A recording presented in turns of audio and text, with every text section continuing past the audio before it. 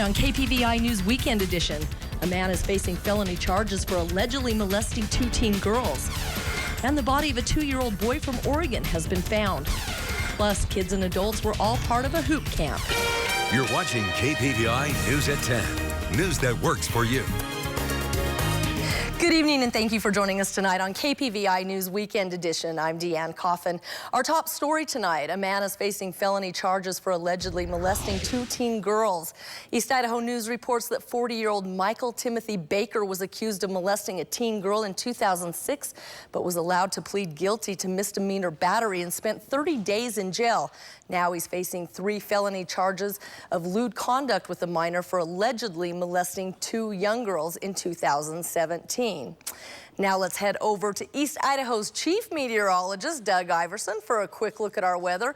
Doug, we're waiting for you. Come on over. All right, I'm stepping in right here. Had to get the car wash machine going here because I don't know about your vehicle. Mine's looking a little grimy out there. So the million-dollar question is, should we wash our car tomorrow? Well, it's always entirely up to you, but tomorrow I would say a maybe day because it could be a little threatening out there in the way of showers and thunderstorms. So if you want to hold off, go right ahead. If not, well, you get to wash your car twice. One by yourself and one by Mother Nature perhaps tomorrow. Now Tuesday, definitely a green thumbs up day for washing your car, and it looks like Wednesday, another green day as well. Beyond that though, it still gets a little iffy, a little maybe. We'll take a look at that work week 7-day forecast coming up. All right, I think I'll wash my car tomorrow. Thanks, Doug. Athletes with kids from as young as 6 to adults past the age of 50 proves hoop camp is for everyone. A father and son team who both played sports at Idaho State University now travel the country, bridging social gaps through different sports. This weekend in Pocatello, that sport was basketball. Since 1994, volunteers have given more than 30,000 hours of their time to make sure hoop camp is a success.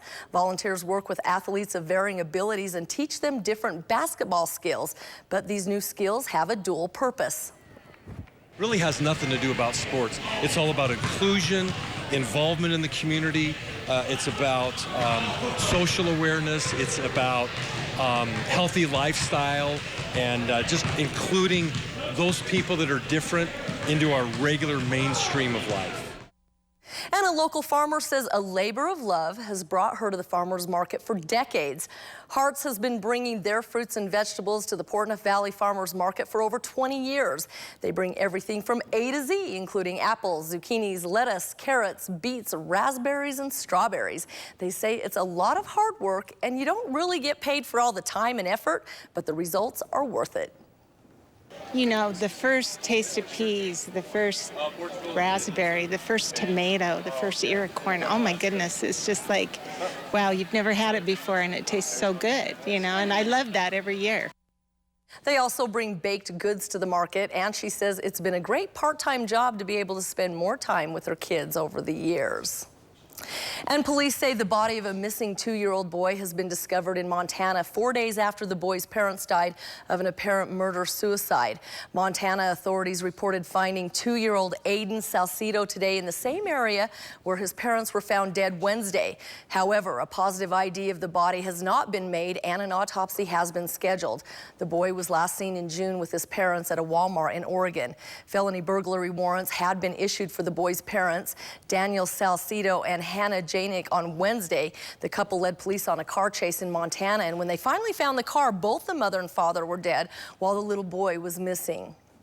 Wyoming law enforcement has a message for people buying marijuana in Colorado. Wyoming doesn't want your weed.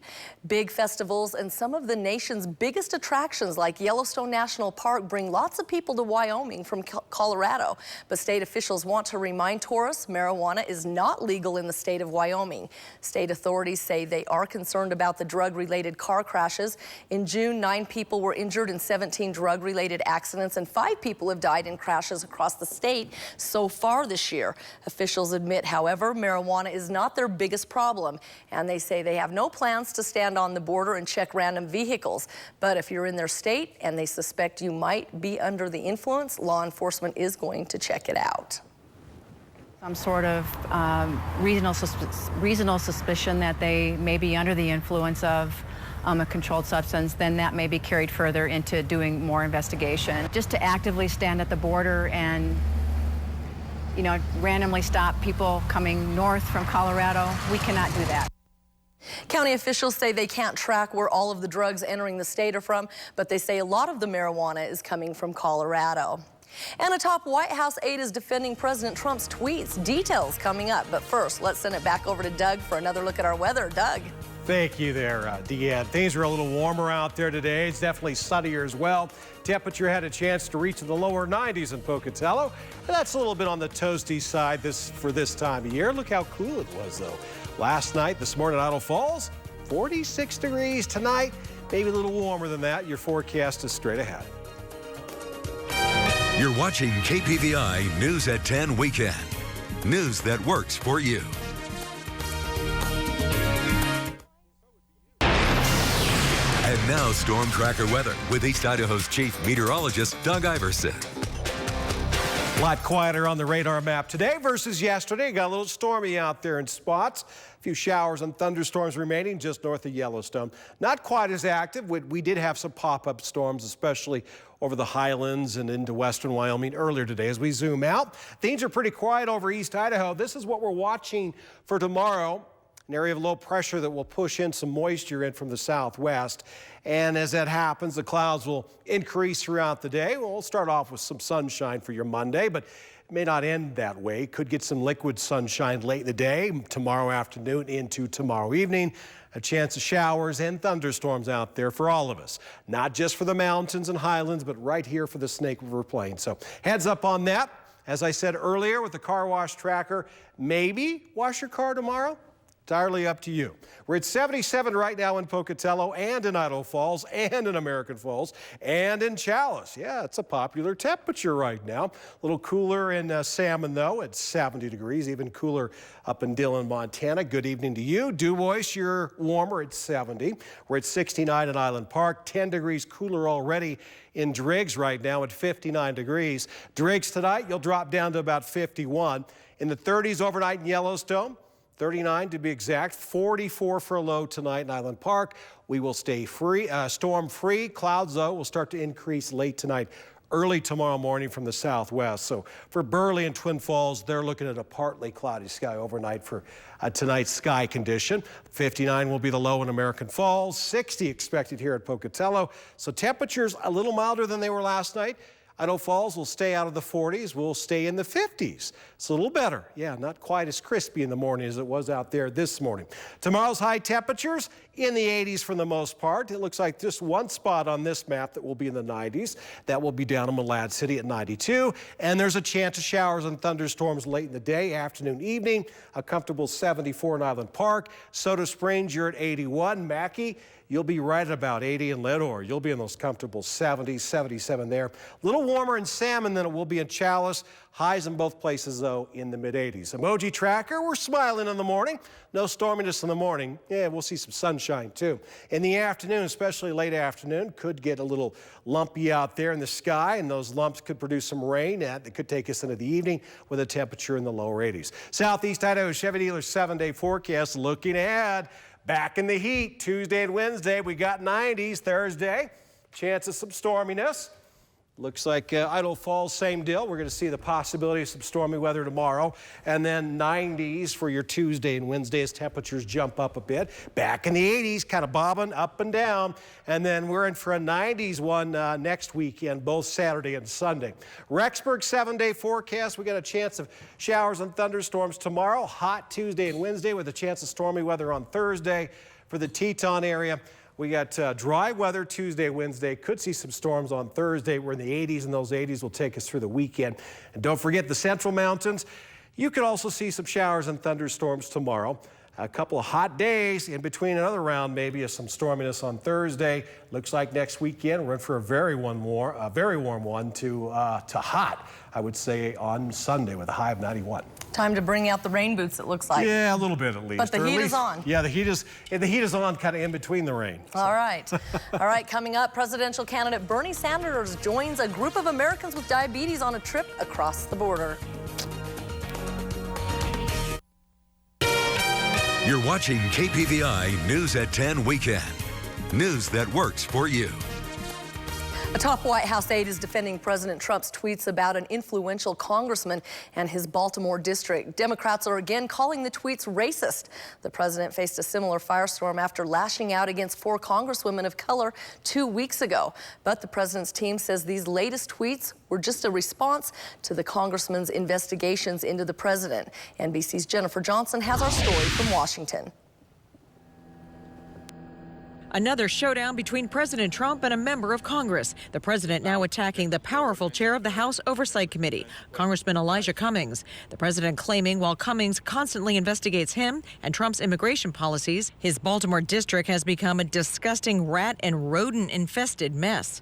A top White House aide, once a congressman from South Carolina, defending the tweets. If I had poverty in my district like they have in Baltimore, and I spent all of my time in Washington, D.C., chasing down this Mueller investigation, this bizarre impeachment crusade, I'd get fired. And I think the president is right to raise that. It has absolutely zero to do with race. Baltimore residents who have long battled poverty and crime reacting. As much as it hurts to hear things about that, about our city that we love and cherish dearly, our city is in need for help. It's a great city. We've got great energy. And yeah, we've got some rats, but not as big a rat as the one we got in D.C. right now. This latest firestorm and charges of racism coming on the heels of another controversial Trump tweet aimed at 4 junior congresswomen of color, telling them to go back to the countries they came from. 3 of 4 were born in the U.S., including Representative Rashida Tlaib. Our president has a hate agenda. He doesn't have a policy agenda, and that's what he falls down on. The president issuing no apologies, but claiming Democrats always play the race card. Jennifer Johnson, NBC News, Washington. Presidential candidate Bernie Sanders joined a group of Americans with diabetes on a trip across the border into Canada today to buy insulin. They took a bus from Detroit, Michigan across the bridge into Windsor, Ontario. The trip was intended to highlight the huge difference in the cost of insulin between Canada and the U.S. A vial of the life-saving drug costs about $340 in the U.S., about 10 times what it costs in Canada. The Vermont senator tweeted that the high cost of insulin has put the lives of American diabetics at risk. Senator Sanders leashed out at drug companies, calling the consequences of the price difference a pretty crazy situation. And a group of activists and community members rallied against ICE raids outside the home of Director of ICE Los Angeles, Thomas Patrick Giles. A band performed as demonstrators held signs protesting against ICE raids across the country. The demonstration was organized by the League of United Latin American Citizens and other local Latin American groups. Participants said the event was to show a unified front against what they say are international crimes being committed against Central American refugees legally seeking asylum in the U.S. And coming up, a brush fire near Los Angeles destroys at least 1 home. A brush fire southeast of Los Angeles has destroyed at least 1 home and acres of land. The flames reached and ravaged 1 home. As you can see here, firefighters were working to extinguish the flames and protect nearby homes. Media reports say the fire has scorched at least 50 acres and there is no containment. Firefighters from surrounding counties have been called in for assistance and residents have been told to avoid the area. And a Missouri man who was 11 years old when he and a teenager fatally shot 4 students and a teacher at an Arkansas middle school more than 20 years ago has died. 33-year-old Drew Grant died in a head-on crash with another vehicle on a northeastern Arkansas highway last night. Grant, who had legally changed his name from Andrew Golden, had been living in Jackson, Missouri. The driver of the other vehicle was also killed and 3 other people were injured. Golden and Mitchell Johnson, who were 11 and 13 respectively, set off a fire alarm on March 24th, 1998 and shot at people as they evacuated from Westside Middle School in Jonesboro, which is northeast of Little Rock. Golden and Johnson were tried as juveniles and were expected to remain in custody until the age of 21. Johnson was released in 2005 and Golden was released in 2007. And no arrests have been made following last night's shooting in Brooklyn, New York that left 1 person dead and 11 others injured. The shooting occurred around 11 o'clock last night during Brooklyn's annual Old Timers Day Festival held in the Brownsville neighborhood. The party was wrapping up when the shots were fired at a playground. Some 100 police officers were still on the scene at the time of the shooting. A 38-year-old man died at the hospital. One of the injured remains in critical condition. And the cost of a fill-up has fallen.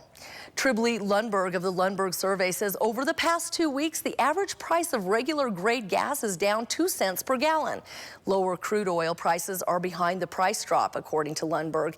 The average price for a gallon of fuel is $2.81. San Diego has the costliest gas in the country at $3.67 per gallon. And if you're looking for a bargain, then go to Baton Rouge, Louisiana, where a gallon of gas will set drivers back just $2.24. Now switching gears, for the second weekend in a row, The Lion King is king at the box office. Disney's photorealistic remake brought in $75 million to again finish #1. The all-star cast includes Donald Glover, Beyonce Knowles Carter, and James Earl Jones. The film's domestic total of $350 million in just 10 days makes it the year's 4th highest grossing film. Once Upon a Time in Hollywood finished a distant second with $40 million in its opening weekend. The Quentin Tarantino film takes us back to 1969 in Los Angeles, where everything is changing. Leonardo DiCaprio plays a TV cowboy in the waning days of Hollywood's golden age, and Spider-Man Far From Home finished 3rd with $12.2 million in its 4th weekend and has brought in a total of more than $340 million. And coming up, it was a big day at the San Francisco Zoo and Gardens, and we'll tell you why when we come back.